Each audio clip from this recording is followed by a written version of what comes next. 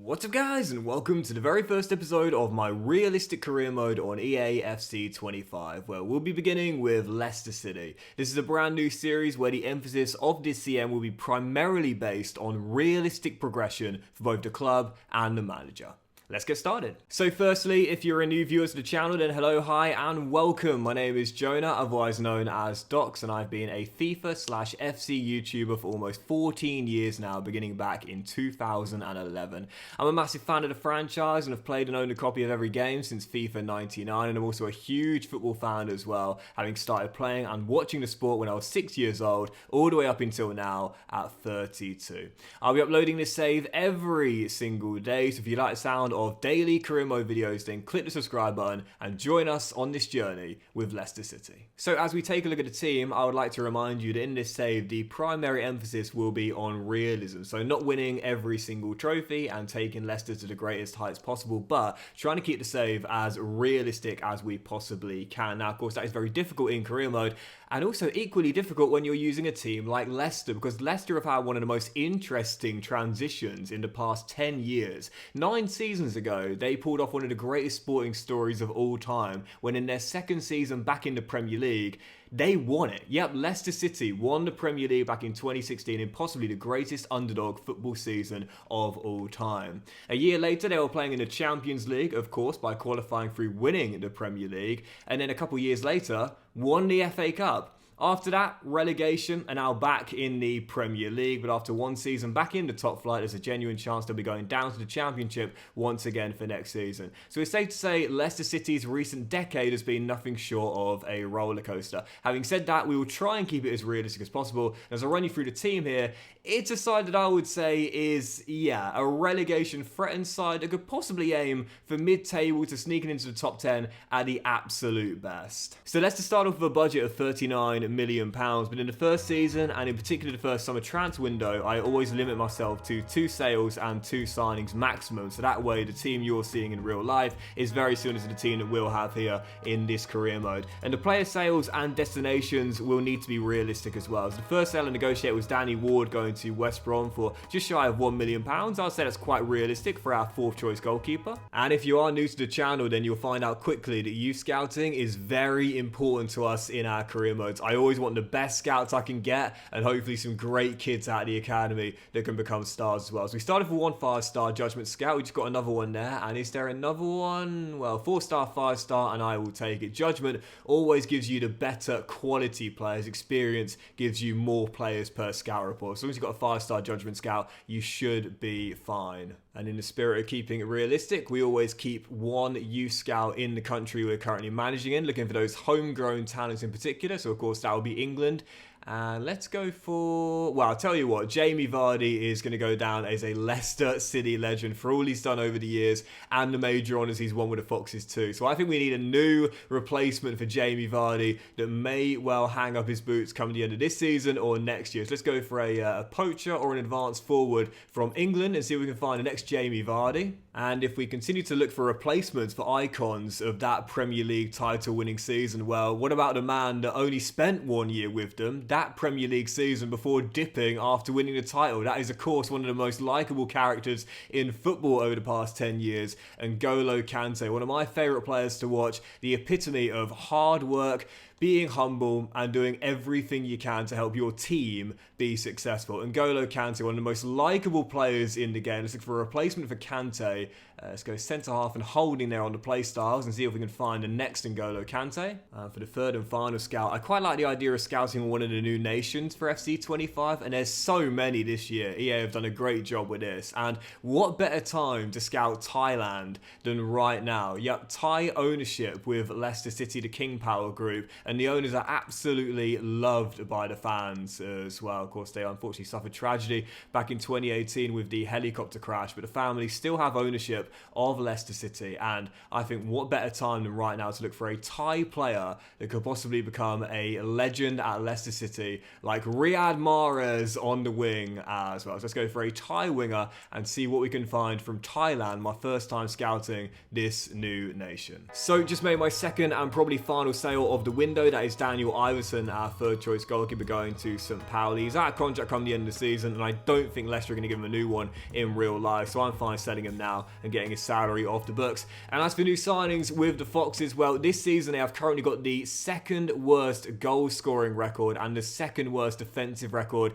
in the Premier League. So of course a new centre half and a new striker will definitely be my targets. There's a couple of lads of Victoria Poulsen that Leicester have been linked to. You've got Samson Dwyer, who is the Liberian international, and also the striker Durasinmi with Victoria Poulsen, 6'4", and he's got 91 jumping with 84 strength. So if we're looking for a different option when our go-to Jamie Vardy isn't working or is tired, this guy would definitely provide it for something a little bit different. He'd be a decent fit off the bench, I'd say. Let's go bring him in. Jamie Vardy will of course go down as one of Leicester's biggest ever legends, not just for the fact he won them the Premier League, the FA Cup, played in the Champions League, but also decided to stay put when he easily could have left for bigger clubs when he was in his prime. Even now at the ripe old age of 37, he's still getting the goals, but we know not before long he will need replacing, and I've found that replacement here from Victoria Poulsen. So coming in on an £8 million deal, 23 grand a week contract, welcome to King Power Stadium, Rafiu Durasinmi. And again, I really like this because again, at Vardy now, he's not going to have the stamina to fill out 90 minutes, let alone play midweek games as well. So we need a replacement. I mean, Otton Edouard's on loan. Patson Daka, not overly convinced, but this guy with the jumping and the height and the strength, it's a different option and the perfect bully to bring off the bench when Vardy's tired in late game situations. 16 years younger, only 3 ratings lower, and with some solid potential, I'm sure. And this is a great example about making sure our sales are as realistic as our signings. We just had a bid here for Jordan Ayew from Udinese, and it doesn't seem too unrealistic. As we are building for the future, you might think, well, why not accept that deal? The reason being is very simple. Jordan Ayew literally only signed for Leicester in the summer this season, so it wouldn't be realistic to sell him when, well, technically he wouldn't even have signed at this point in the game because he signed in late August. So yeah, when we are selling our players, we want to make sure we sell them to realistic destinations, but also the time a player is spent at a club is also going to be crucial as well. Jordan Ayew just signed a 2-year deal with Leicester in the summer. I'm not going to sell him, 2 weeks later? And again, another decent example here. Jamie Vardy has just been approached by Fenerbahce, as Jose Mourinho would love to have him there in Turkey, but of course he's now spent 13 years with the Foxes. He's their third highest scorer in club history. He's going to go down as a club legend. This just wouldn't be realistic. And again, for strategy reasons, if you wanted to play that way, it wouldn't be a bad sale, but for realism, that would make literally no sense. Of course, he turned it down. I do want to point out, I'm going to get things wrong on occasion. I am human. I do make mistakes, but I will always try my best to do things as realistically as possible, both with sales and with signings as well. I'm going to make mistakes from time to time. I am human, but I do my best. Right, our first 3 scouting updates. Let's see what we got. We're from England. We've got 4 players here that could be quite good, but we'll continue the scouting just for now. And from France, we'll keep scouting these 2 players here. And from Thailand, I'm quite excited about this, to be fair. In my last career mode I did with Valencia, we had a really great player from Singapore who became an instrumental player in our final season. But from Thailand in the first month, no one's going to make the academy. Right, let's jump into our first game with Leicester City. We'll do 1 or 2 today, and our first game is going to be Postecoglou Spurs coming to the King Power Stadium. For this season, Leicester have been asked to finish in mid-table in the Premier League and reach the last 16 in the FA Cup. To me, I think that's realistic whilst they are battling relegation in real life, and I'm sure we'll be battling it this season as well. There's no reason with this quality team we couldn't at least be a mid-table side. So opening day, tough one though. Spurs at home. Come on, the Foxes. So I actually said this year I think Leicester will stay in the Premier League. Having said that, I had that for when Steve Cooper was in charge, but after they sacked him and replaced him with Ruud van Nistelrooy, which to me was a really bad decision. Not just a replacement, but the sacking itself. At the time, Leicester were above the bottom 3 and then decided to sack Steve Cooper. To me, that was a terrible, terrible decision. And since then, let's just say it's not really gone the way the Leicester board were hoping. But again, I think for the first season, if we can just stay 17th, 16th, 15th, that's not too unrealistic for a team that does have quality, but just needs to perform a little bit better. Yes, if Leicester do go down, and that is looking quite likely at this current point, I have no doubt a few of their players will be leaving in the summer. I'm a big fan of Mads Hermansen between the sticks. I think El Khanous is a really good player. Mavididi as well. I don't think they'll be staying at Leicester if they do get relegated to the Championship, but I guess we'll see. My target in the first season, though, like I said, is 17th, 16th, 15th, or maybe even 14th or 13th at a push. I have no doubt this team is good enough to do that this season, but the first priority is just making sure we are safe. Brendan Johnson feeds it through the gap. Solanke denied by Hermansen. Still 0-0, keeping it tight early. I say early, that was actually the final chance of the first half. As things stand, 28 minutes to go. We're still tied at 0-0. I'll definitely take this on the opening day. It's not a goal glut. It's not overly action-packed, but it's a great point and clean sheet considering Leicester have got the second worst defensive record in the Premier League this season. No one has conceded more goals than them other than the team rooted to the bottom of the table, Southampton. Still 0-0 and just trying to grind this out here. And that's an injury. Is that not a foul? No, play continues. Johnson feeds it through. Face can't clear. Solanke loses out. It's Wilfred Ndidi who got the injury, and he is one of our highest rated players. So not quite what we want to see on match day 1.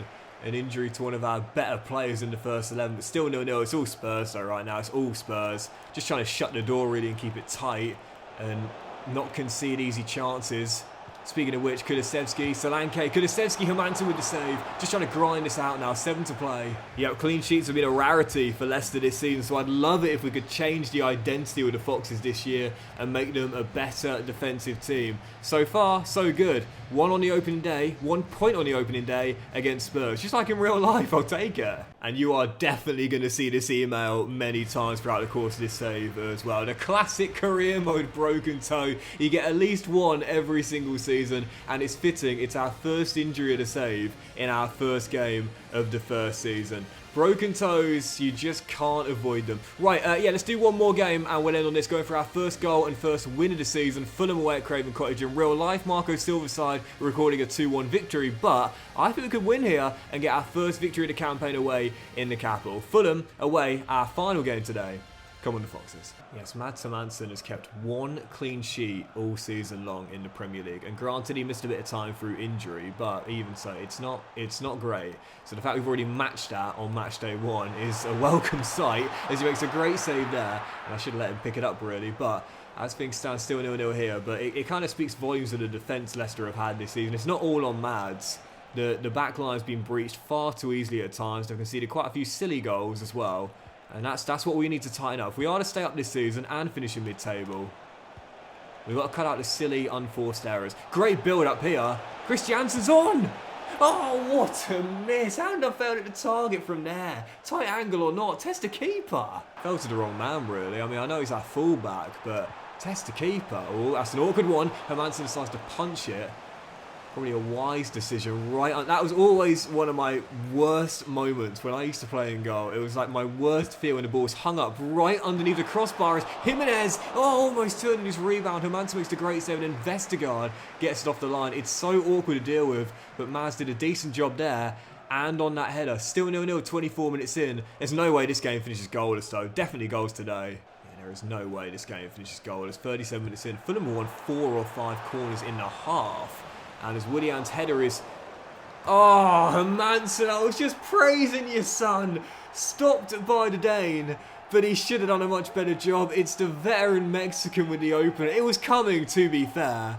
And Mads did just bail me out previously, but for that moment there, he's got to do better. Header on goal, he just palms it right up into the air, gets back to his feet, and then misses the ball, trying to fist it clear.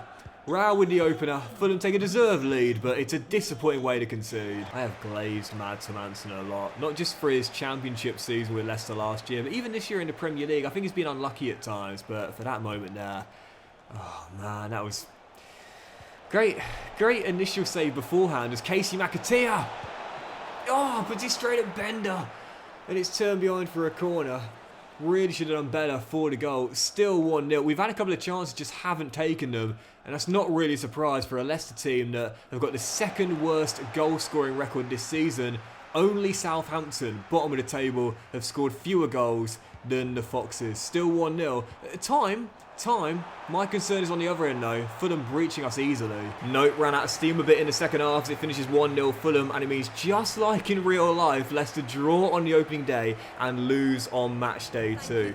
This is a realistic career mode after all, so I guess if nothing else, we're sticking to that realism right now. But that will do it for today's episode of the Realistic CM, guys. Big thank you for watching. I really hope you've enjoyed it. If you have, then please do drop a like. Don't forget to subscribe if you're new, and we'll be back in the next next one with our first cut gamer to save. The rest of the transfer window we might make another new signing, more youth scouting and lots more games in the Premier League going for our first goals and first wins. Have a great day guys, much love to you all, and I'll see you for that next episode very soon.